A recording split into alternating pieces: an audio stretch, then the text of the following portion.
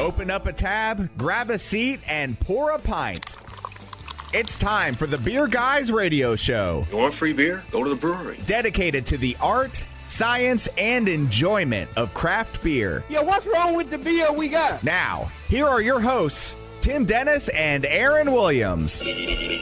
And welcome to the Beer Guys Radio Show. We are radio for the local craft beer movement, broadcasting from our AM 920 The Answer Studios in Buckhead, Atlanta. And I'm Aaron Williams. And I'm Tim Dennis. And this week we're talking to Jason Sledd. Jason is the owner of Bus Brewing out of Huntsville, Alabama. Now, Aaron, we'd originally had Chattabrewchee. Chattabrewchee. I know, it confuses me too. Chattabrewchee Brewing to be on, but the owner's a first responder, and he's down in Florida doing his duty, responding to Hurricane Irma down there, taking care of them, which definitely takes priority over our radio show. So cheers to him. We'll have him on soon, but this week it's all about Bus. All about Bus. Also joining us in the studio, of course, is Becky Klein and our field operative, Brian Hewitt, as well. So we'll be talking to Bus Brewing out of Huntsville here coming up in the second segment. But first, you know, of course, we had the big story was the storm. We all survived, it looks like. I think we're all okay. We did. We all survived. Yes. It's very important. Barely? Yes. Okay, yes. good. I think so. I haven't really saw taken the picture that y'all posted of the downed tree in your neighborhood. That thing, massive. I mean, it had to be 5-6 inches long. Oh, it's going to get you. 1/8 of an inch around. Yeah. So. No, but seriously, though, over 1 million people without power, so most of them restored by now. And so good luck for the folks there. And I know that it's caused some serious damage, but we were unscathed. It was unusual. There were pockets that got next to nothing, and then some that got really hit. Absolutely. So, but it was a good excuse anyway to drink some good beers. That's what I think anyway. Had to do it. What did you guys? Well, you were out of town. Actually. I did. Yeah, I road trip. So I went to visit family over in beautiful Arkansas, and got to pick up some Arkansas beers there. I was actually in a dry county. Had to make a run to the county line. Aaron. Nice. It's been a while since I've had to do that. But picked up some beers there. I tried Ozark's Cream Stout.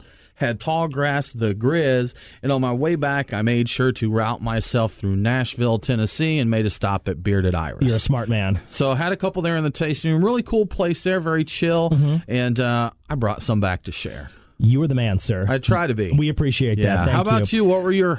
Now you had to hang out at the station on hurricane duty, right? So as the jack of all trades here at AM 920 The Answer, I'm basically the one who has to stay because I'm the only one who can basically run everything. Which is good and it's bad because it means that I had to stay here. So I basically stayed all night during the storm and rode it out. But, after I was done, I had a little Bible Belt from Prairie Artisan Ales. I had a little Bible Belt there. It was tasty. Also, a couple of IPAs I enjoyed, too. I went to Eventide, and I just missed them. They had closed for the day, but they were able to sell me a 6-pack. So I had some AIPA, and I also had Terrapin's Dave's Not Here, which is their double IPA that they have. It's dank, it's resinous. You're a fan of that one, right? Yes, I know. I know that's not necessarily your style, but this one is right up. I'm excited. I was going to say, Brian and I are right up our alley, so it's fantastic. So yeah, but we've got, like you said, a lot of good stuff. Let's check out Truck and Tap's beers of the week. Crack open a cold one. It's the Truck and Tap Beer of the Week. Woo-hoo! Craft beer and food trucks in downtown Woodstock. Truckandtap.com. It's a beautiful list, Tim. What do you got? It is. We got quite the list. So, Aaron, as you just mentioned, we have a bottle of Terrapin Dave's Not Here DIPA. We're going to get into that. I brought Bearded Iris back. I have some Homestyle, double Homestyle, some Attention Please. From Arkansas, I have Ozark Cream Stout and Lost 40s Rockhound IPA, which we just pre-gamed with right here. And I have a Tallgrass beer. I think it's called the Grizz. Okay. That I picked up while I was in Arkansas. And shout out to Andrew at Point Set Package Store in Harrisburg, Arkansas. He educated me on Arkansas beer. I didn't know anything there, so he showed me about what was out in Arkansas, what was popular, and helped me make some selections to bring back with. Yeah, that's certainly a state that we don't necessarily hear a lot from Arkansas when it comes to craft beer. So it's cool to bring those back. So we appreciate that. That's good stuff. So awesome. Well, you know what? We're going to get into some of those here in just a minute. But first, let's check out our headlines. What's in the news? The Beer Guys have the scoop. Extra, read all about it. Time for headlines. Sponsored by Your Pie Perimeter in the Perimeter Place Shopping Center across from Perimeter Mall. So some good news here. Of course, we've all been dealing with the aftermath of Irma across the south and southeast. Checked in, of course, probably one of the hardest hit areas in Georgia was the Savannah area. And the good news is, it looks like as of Wednesday, look, he's bringing out his bearded iris now. He just distracts me now with this stuff. That sounded dirty. look at this. He's pulling out his bearded iris. Hey, listen, I don't judge. You know what? Yeah. That's what I rolls. No, I'm sorry for interrupting your news there, Aaron. You go right ahead. It looks like a thing of beauty. But anyway, the good news is that all the breweries in Savannah, Southbound Service, Coastal Empire, they opened all by Thursday, actually by Wednesday. And then Moon River, they were closed on Monday. They ran a limited menu for a couple of days, and then were able to get up and running. So the good news is, it looks like Irma really didn't affect the breweries all that much. So glad to see you guys are doing okay in Savannah and then working hard. And Tim, you're just making a mess of that bearded iris. It's me and Crowlers always have exactly issues. Have some issues. There, so good news also too for me, for all of us Gwinnett County residents, we finally have our own brewery. Oh my gosh. It's amazing. Insert cheers. Exactly.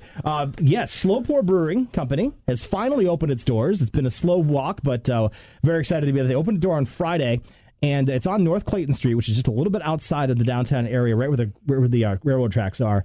And they are going to be open, and they've got 3 beers on tap: Nostalgia IPA, Cotillion Blonde Ale, and Sunday Driving Pale Ale. So still working out what their hours are going to be, but right now they are open from 4 to 10 p.m. on Saturday, so if you want to check it out later this afternoon, go ahead and do so. They'll also have some 6-packs and crowlers to go for available for purchase. So, again, we have not had a brewery in Gwinnett County, and we've been looking forlornly and longingly at your list of breweries up there in your neck of the woods in the Woodstock area, and so it's nice to have our own. We're doing okay up there, but it's like I said, it's good to see the holes in the map getting filled in. Absolutely. See a place like that open up. Couple more, and we'll be good to go. No, but awesome. Congratulations to Slow Pour, and hopefully we'll get them here on the show in just a few weeks or so.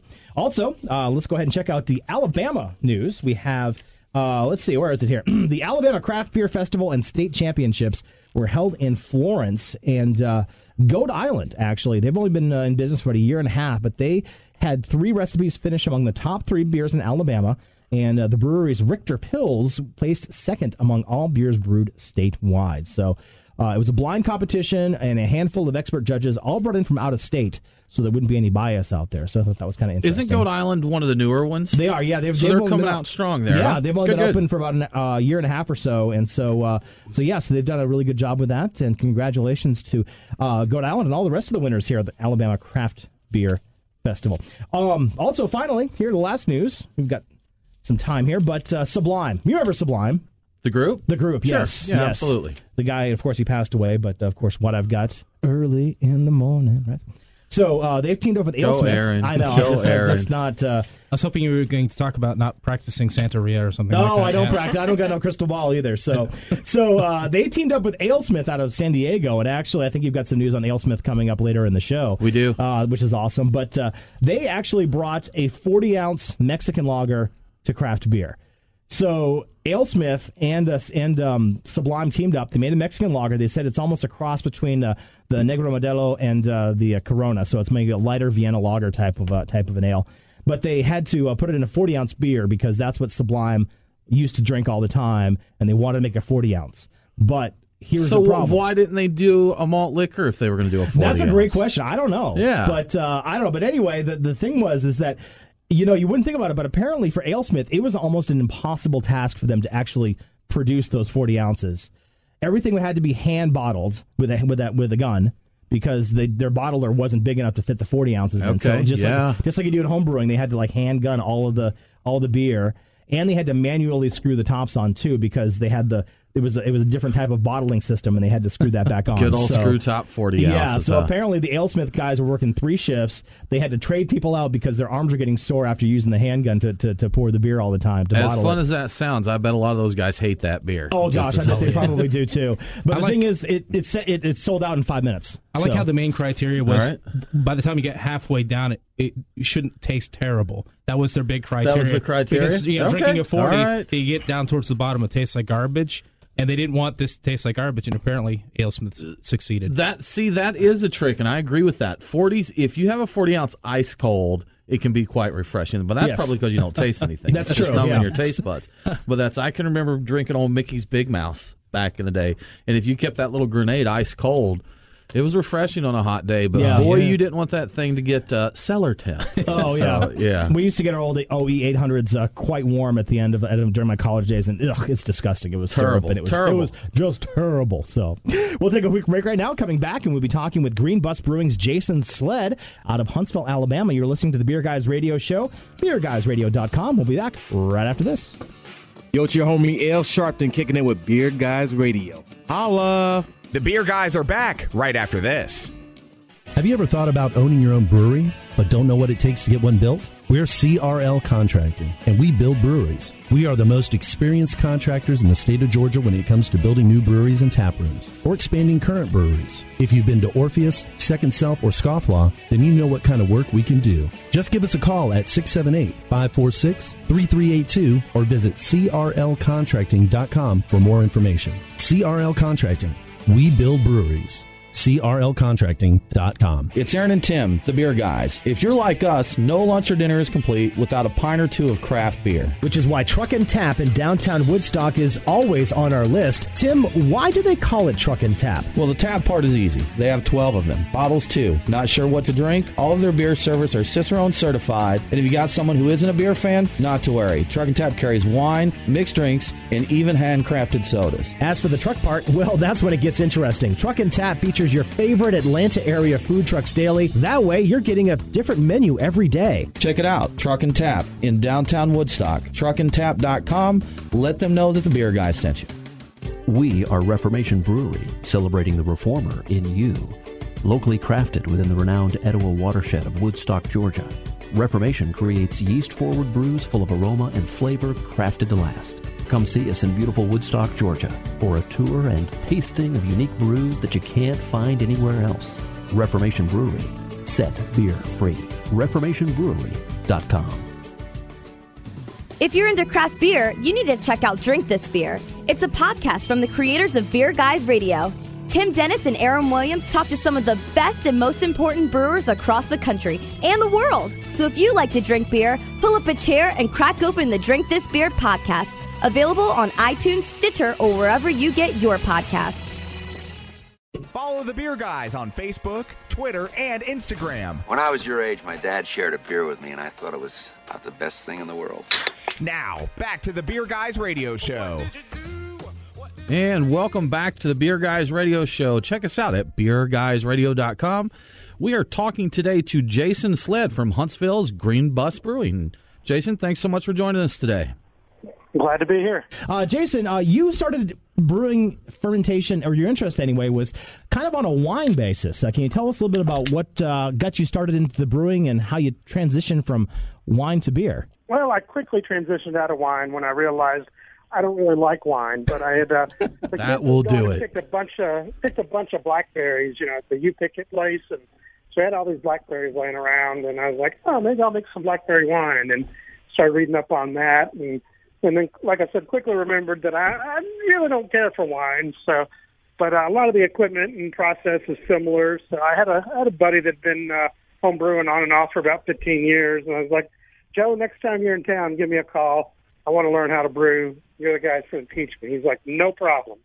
So he came over. We did a pretty simple extract with specialty grains batch, kind of a Pilsner, but it was an ale. And Pilsner, of course, is a lager. But I got some yellow fizzy beer out of it. Tasted pretty good, and it just snowballed from there. So when you brewed that first batch, did you think at that time, hey, I'll be doing this professionally one day? No, not at all. No, I initially started calling my home brewery Green Bus Brewing just because somebody said I needed to name my brewery, and that sounded like a good name. So I did that, and started hanging out with the guys here in Huntsville at Straight to Ale. They were very supportive of home brewing. They came out of home brewing themselves, and they kept giving me a hard time once I started naming the brewery and made the little Facebook page. I was like, oh, you're going pro. I was like, no, never, no. And I finally asked them, I was like, all right, well, if I did go pro, let's just hypothetically speaking. Yeah, right. Just hypothetical. Just for grins and giggles, what should I do? And Dan Perry, one of the founders of Straight Ale, was like, you need a small brewery with a tap room. You'll still get to make the beer you want to make. You'll have a great time doing it. And, you're not going to get rich, not going to take over the world, but you're going to still enjoy making beer, and people will be able to come in and buy your stuff, and you'll have a great time. I was like, you know what? That sounds like something I'd like to do. And so with that goal in mind, I just kind of put it in the back of my head and started looking for the right people at the right time, and everything fell into place. And we've got a small 3-barrel brewery, no distribution. We serve beer for the tap room, make beer for the tap room, and that's it. Yeah, and it's funny because that type of business model, you wouldn't have been able to do that a couple of years ago in Alabama. Not at all. Not until they legalized tap rooms was that even a glimmer of a possibility. I remember asking Dan, and he said, small brewery in a tap room, no distribution. I was like, can you do that? And he's like, you can now. There you go. Yeah, and that's something, I've talked about it as a home brewer. I think anybody that home brews, there's some time, whether it's serious or not, where you're like, hey, I could do this as a business, So it's the thought always crosses the mind, and that was always something that I thought would appeal to me too, is a smaller neighborhood kind of place, the cheers of breweries. Come in, hang out, have a beer, do it casually, Sounds like it sounds like a fun way to do it, where it doesn't just become, constant work and labor there. Well, I won't say that it's not constant work and labor, but sure. A comment that we do get a lot when people come into our tap room, they're like, "Oh, seem like you're one of the few breweries in town that's not in a big warehouse." I was like, "Well, it's because we're not a big warehouse. We're not on a huge production schedule. We're not trying to get beer all over the Southeast. We're just making 1.5 to 3 barrels at a time to serve right here in the tap room, which gives us the flexibility on where we were going to put our brewery. Gives us flexibility on having a more intimate tap room setting, all that good stuff." Yeah, and I think that's going to be the trend here over the next few years or so, now that Alabama and now finally Georgia's relaxed their beer laws, that you'll have some of these small neighborhood breweries that are opening up. They don't have to ramp up production. They don't have to can and distribute their stuff. They can just be that neighborhood brewery, and it makes it a lot better that way. I agree. We got to educate the local city regulators and everything. We looked at the building they were going in. They're like, "Where are you going to put your huge tanks?" I was like, "We don't need huge tanks. We're not doing it like everybody else." So we've got another small brewery opening up here any day now. It's usually how it goes when breweries get close to opening. Interspace Brewing here in Huntsville is going to be number 10 in the Huntsville-Madison area. And I believe they're doing kind of the same model, small tap room-focused beers. And I think their specialty, they're going to try to focus on farmhouse ales in addition to a few other things. Interesting. But anyways, I'm looking forward to the day when municipalities start to realize that having a small neighborhood brewery is different than a big industrial production facility, and we can start seeing small tap room breweries in different zoning areas, where you might have, a small bar or something like that. You can do that as a brewery too. And Jason, you kind of addressed, I think, a question I had when I was, looking up some additional information. I saw that your brewery is actually in an old, over 100-year-old law building, correct? Yes. It's been many things over the years, but from, I think, 1969 to 2003, a lawyer rented this building. And so we got the building, and it was in really rough shape. It's over 150 years old to begin with. And I think the last time anything had been done to it was in the mid-'80s. So we had great mid-'80s decorations everywhere. Nice. We literally had to strip everything out of it and start over. We deconstructed both floors and rebuilt the entire inside of the building. So we got to make it exactly the way we wanted to. When you said that you did 1.5 to 3 barrels, and that kind of answered the question, because I saw that your brewing system is upstairs. Is that right? It is. And as I was thinking, how in the world did they put a brew system in an upstairs location like that? It's not that big. Yeah, so, right. We don't have the weight issues that a bigger system would have. So we're doing good, and luckily the walk-in cooler's upstairs too, so we're not carrying kegs up and downstairs. Yeah, that'd be important. I think that you have to hire the UAB football team, I guess, if that was not the case. Plug them right? for you, right? Yeah, exactly. So we're talking to Jason Sledd from Green Bus Brewing in Huntsville. Now, again, you're located in downtown Huntsville. Most of the other breweries, though, are over either in Campus 805 or other different places. What was the attraction to downtown Huntsville for you? Well, first of all, I love Huntsville, period. And especially over the past 5 to 10 years, downtown Huntsville has really been making a strong comeback. The city has been very focused on revitalizing downtown Huntsville. More and more businesses are coming down to downtown Huntsville. I like to say Green Bus is perfect for downtown Huntsville because we exactly match up with the vibe down here. My focus on making beer is I want to make a good set of classic styles. I want you to be able to come in here and look on the board and see, a Pilsner or a Doppelbock or a Stout or something that's been made for 100 years and has survived the test of time. I also want you to come in here and see the Milkshake IPA and the Earl Grey Mild and the Hibiscus Pale Ale. So we've got a good mix of history and classic beer, and we've got innovative stuff, experimenting a little bit. And downtown Huntsville is the same way. We've got a lot of great history, a lot of great old buildings down here, and a lot of new and exciting stuff going on at the same time. Do you think that is your clientele any different in that area than it would be at Campus 805, where maybe someone is downtown for reasons not beer, where someone that goes to the Campus 805 may be more craft beer centered there? Do you do more? Do you think you have to do more consumer education, or you are if you were in a more craft beer centric area? I think Huntsville's a pretty good craft beer centric area to begin with, so I don't have to do a whole lot of education. What I do think we get, though, is we get a lot more I walked here from my house business. We've got a lot of residential area right around downtown Huntsville, older buildings and everything. We've got a lot more buildings being built, apartments and lofts and condos and type of stuff in downtown Huntsville. So I think I get a more authentic neighborhood feel just because I have people that have walked here without having to, make a great big effort to do so. So. Awesome. Well, Jason, we're going to take a quick break right now. We're talking to Jason Sledd from Green Bus Brewing in Huntsville. Say that 3 times fast. You're listening to the Beer Guys Radio Show, beerguysradio.com, and we'll be back right after this. Hey, this is Nick Knock, head brewer, Sweetwater Brewing Company. Welcome to the Beer Guys. The Beer Guys are back right after this. The Beer Guys Radio Show on the Beer Guys Radio Network. BeerGuysRadio.com. Well, joining us now is Lisa McClellan. She is one of the owners of Your Pie Perimeter. And we're going to be there next week. I'm really excited about this. We are super excited to have y'all. So in addition to the Beer Guys shooting their show from our back bar area, we are also going to be doing a pint night with Eventide Brewery. And very cool. Super excited about that.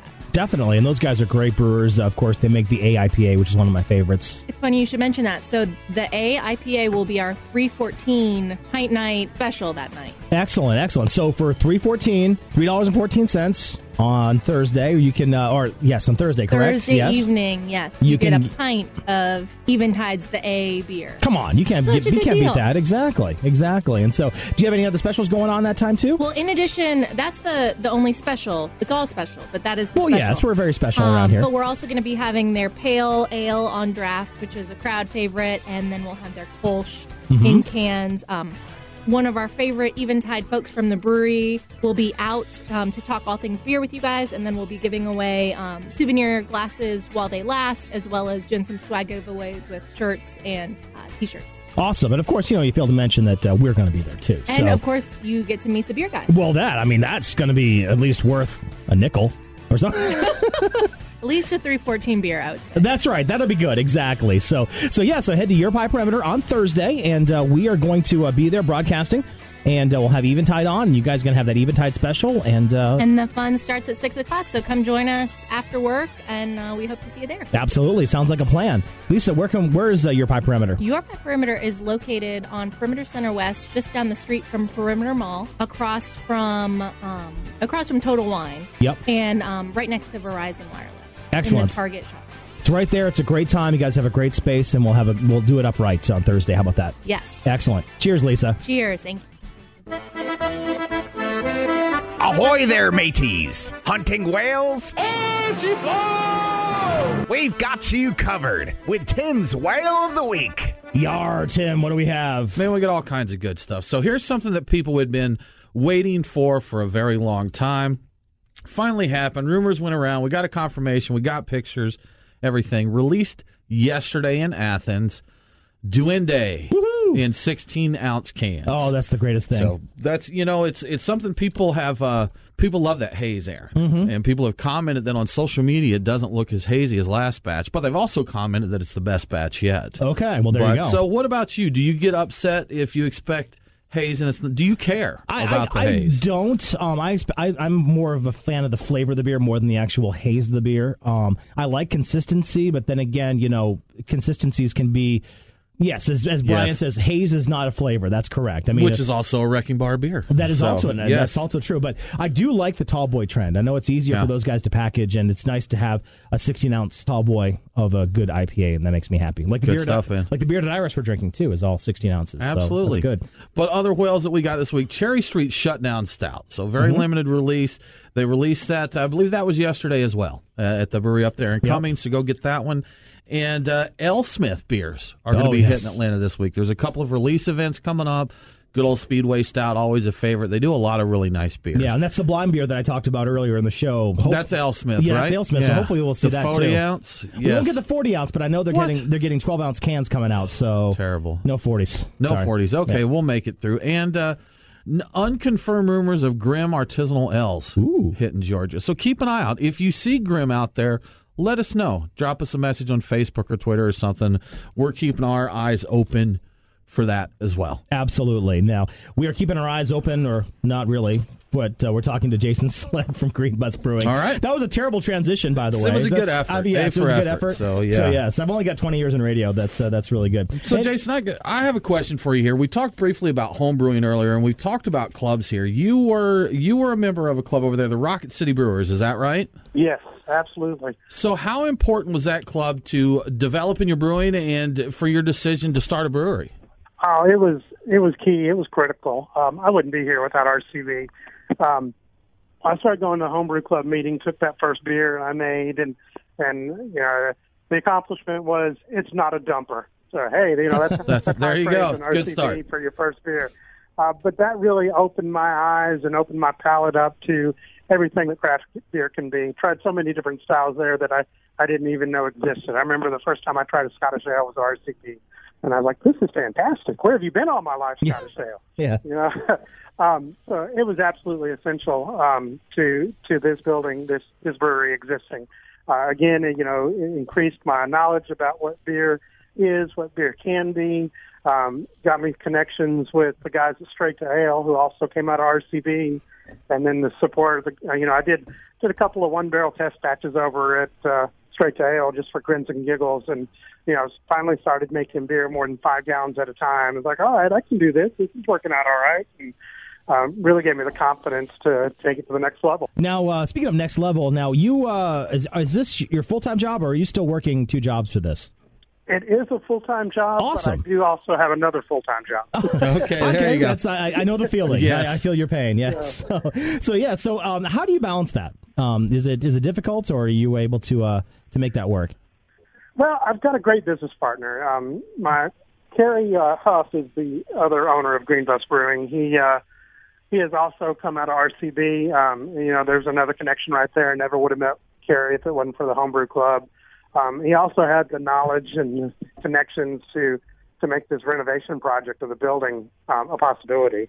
So we were able to do a lot of stuff. His day job, he works for a construction company as their IT guy. So we were able to leverage those connections to make this happen and everything. We did the renovation pretty much ourselves.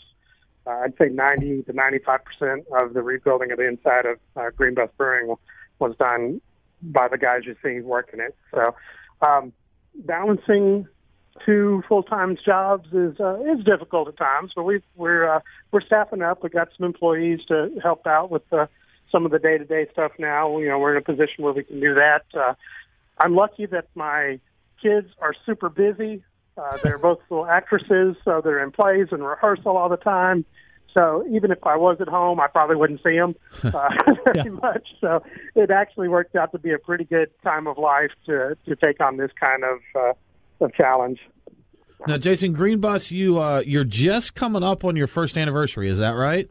We just had it. September 1st. Okay. First anniversary. Very cool. Very cool. So in that year, what have you learned? What's been your biggest lessons in being open as a brewer for a year? One of the first things I figured out was I thought we've got 12 taps. I thought, man, every time a tap's empty, a new beer's going on. That's how it's going to be. And I was like, no, we got about 6 beers now that we try to keep on all the time because people are demanding them. And when the public's coming in and says, I want to buy the tiramisu milk stout, you make sure it's there. If you want to stay in business. So we got about 6 beers, half the taps. We try to keep our regulars on all the time, and that gives me 6 more to play around with and experiment, and you put seasonal stuff on, stuff like that. So that was the biggest lesson. It's not just brew whatever you want, whenever you want, and just expect everybody to be okay with that. It's the customer. The customer demands what they want, and it kind of drives you sometimes, right? Yeah, absolutely. So yeah, so I think that was the biggest surprise or realization early on. So outside of the number of tap handles, if you could rewind a year or over a year to starting, what would you do differently out of the gate there? Bigger equipment. Okay. It's an age-old thing. We've got a 3-barrel fermenter and 2 1.5-barrel fermenters, and our initial brew system was a 1.5-barrel brew system. And I quickly figured out that brewing back-to-back on that to fill up a 3-barrel fermenter is a long process. So in hindsight, we should have gone with 3-barrel stuff all the way around right off the bat, which would have made the brew schedule a little easier over the past year. We are there now. We do have 3-barrel brew systems, so I can fill up my big fermenter in one brew. So that helps a lot with scheduling and everything. But in hindsight, and that's a common hindsight thing for most breweries is we should have got a bigger system to start with. Yeah, we hear that a lot actually from new brewers. They're like, yeah, we should have gotten this one. But no matter what size you start with, that seems to be the way it goes. Yeah, exactly. But it's not a bad problem to have. It means that people are drinking your beer, right? Yeah. Excellent. So let's talk quickly about some of your beers. You said really your most popular beer is your tiramisu milk stout. Tim did some stalking on Untapped and said that's the most popular one. Untapped says that's the most popular. Sounds good. Yep. Yeah, it is. It's a chocolate coffee milk stout. It was a early front runner right out of the gate. It's slacked off a little bit in the warmer months. Warmer months aren't real friendly to the milk stout type of beers. Sure. But Hot Bus, our New England style IPA, is the front runner now and easily beating all the other beers. So real proud of that one. Excellent. And you also, by the way, Sarah Belanger, yes, when she was over here. She was over here a few weeks ago with her book, and she brought the white stout over, which was phenomenal. Yeah, that one has done really well, too. That I did a while back, I did a smoked black IPA, and I had about 10 pounds of smoked malt left over. And I was like, what can I do with this? So, got online and started doing some research, and a lot of people are making white stouts or using a little bit of smoked malt to increase the complexity of the flavor profile. So I was like, hey, I've got a little bit of smoked malt. Let's build a beer around that. So it's I think you guys have had it. You pour it in a glass and it's a nice yellow beer. And then you smell it and you take a sip of it and you got coffee and chocolate and smoked malt. Yeah. And it's really confusing to look at it and taste it. We actually took that one to share with. We interviewed the group Nappy Roots, the rap group. Not sure if you're familiar with them, but they were big fans of stouts. Fish Scales was. So we shared a little bit of that when we had left the white stout.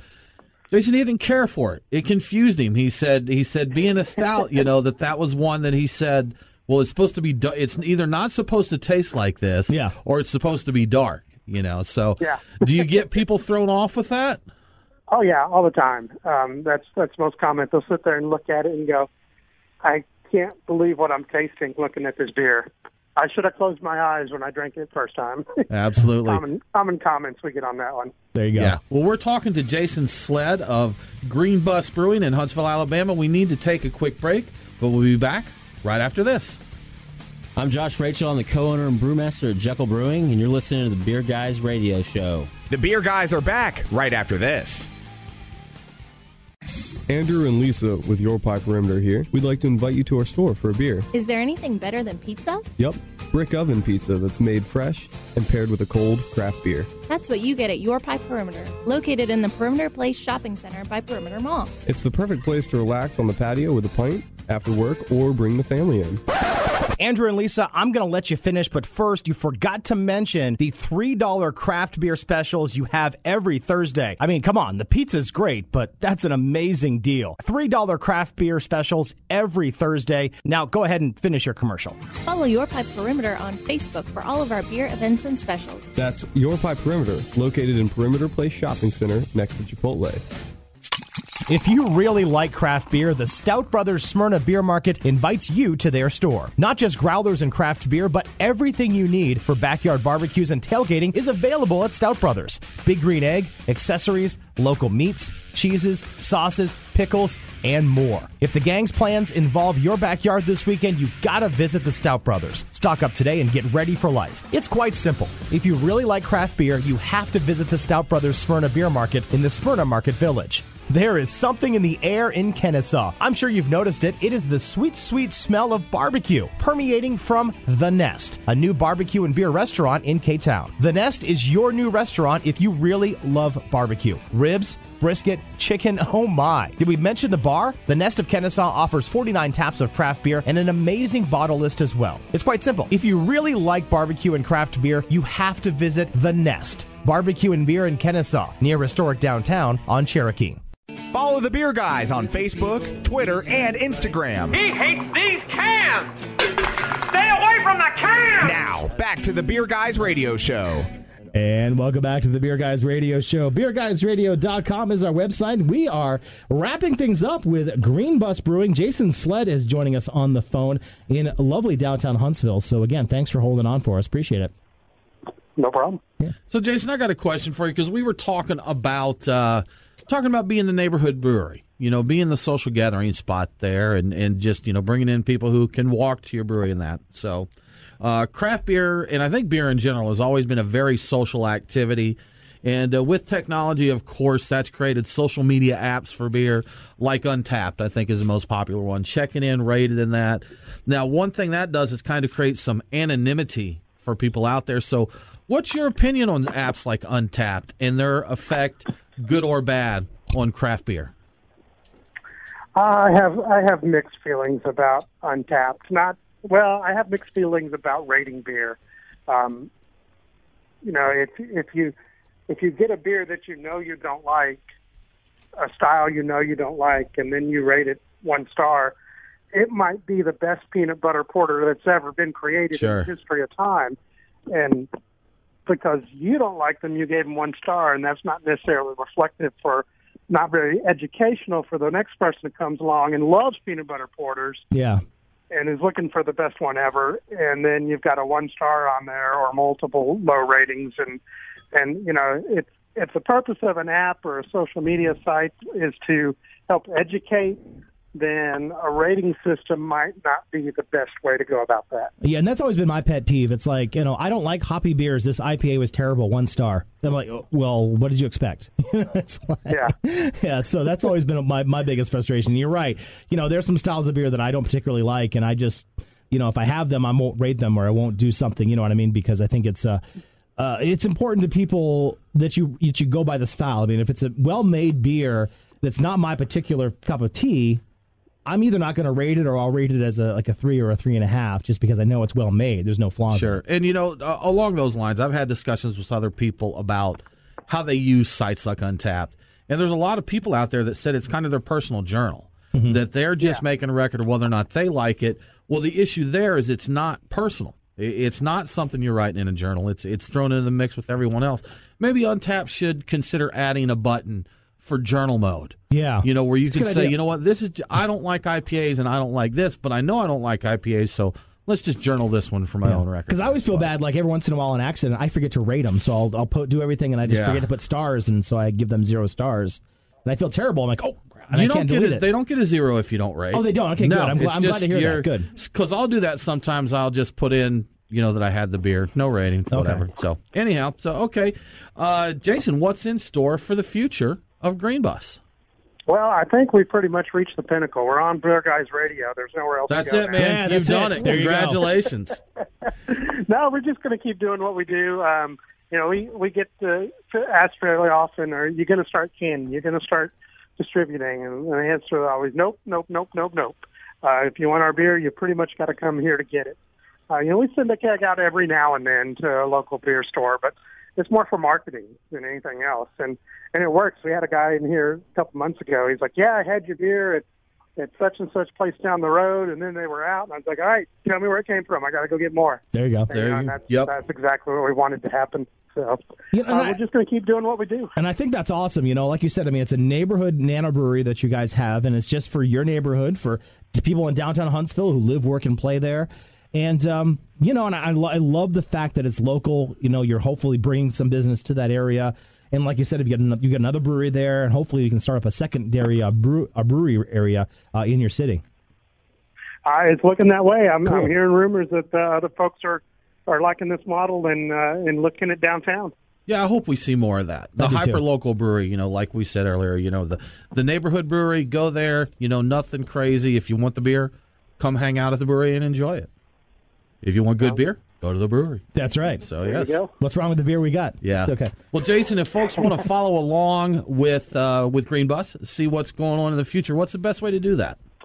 Best way is Facebook. I do most of our social media, and I'm most consistent on Facebook. We've got a link to our tap list right there on the main Facebook page. We do have Instagram and Twitter as well, but again, I'm most consistent with Facebook. Awesome. Well, Jason, thank you so much for joining us on the Beer Guys Radio Show today. We appreciate it. Sounds good. Appreciate y'all having me on. Absolutely, Jason. Cheers. Well, cheers. Yeah. Cool. Well, let's go ahead and check out this week's Hot List. Time for the Hot List. The Beer Guys have the scoop on what's going on next week. Brought to you by CRL Contracting. We build breweries. CRLcontracting.com. That's hot. All right, Tim, you've got a long list this week. So I do. What have you got? I can get through it there. So, Georgia, man, so much good stuff going on. Tomorrow, Sunday, Beat Craft Meat Company opens, and Southern Sky hosts Oktoberfest.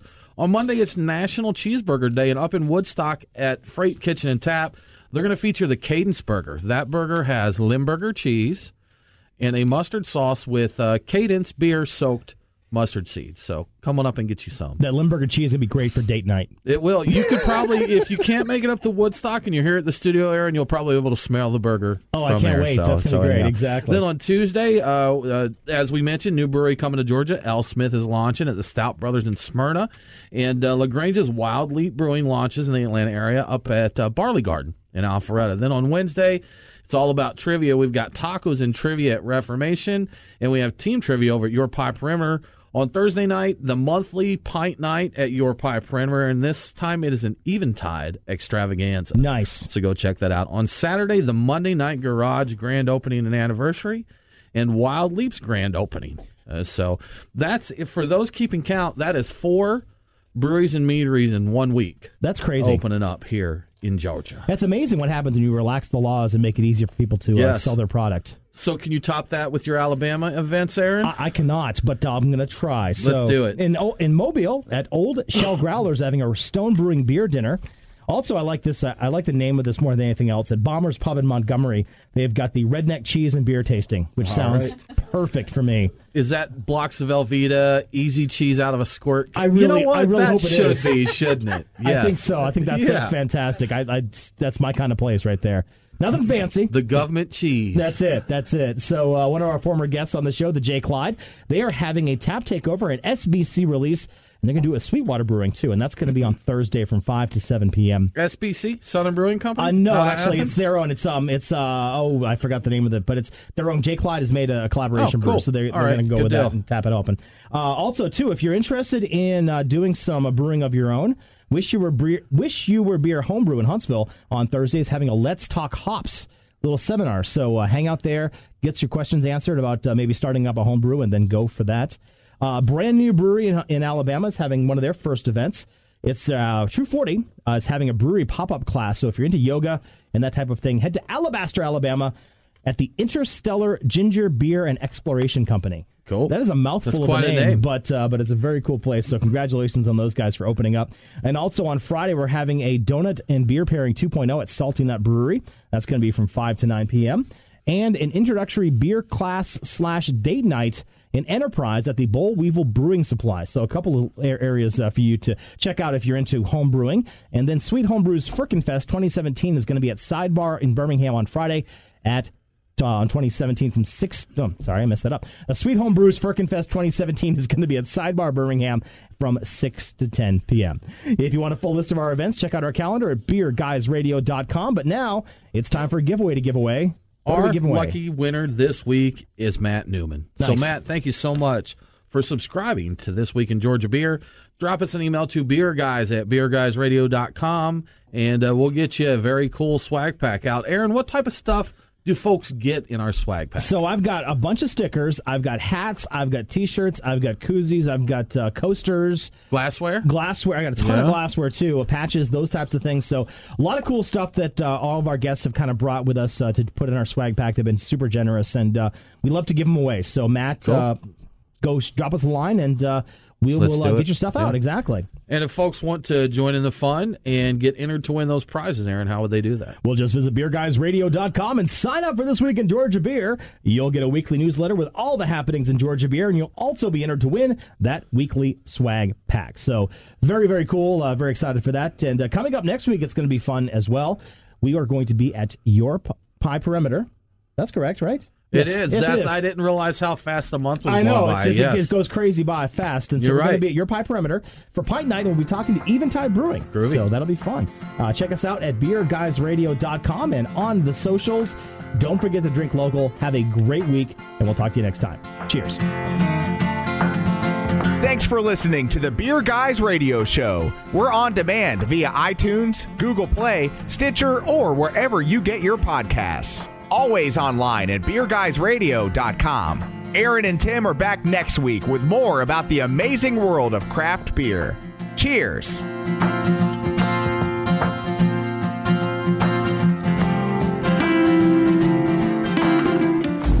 The Beer Guys Radio Show on the Beer Guys Radio Network. beerguysradio.com.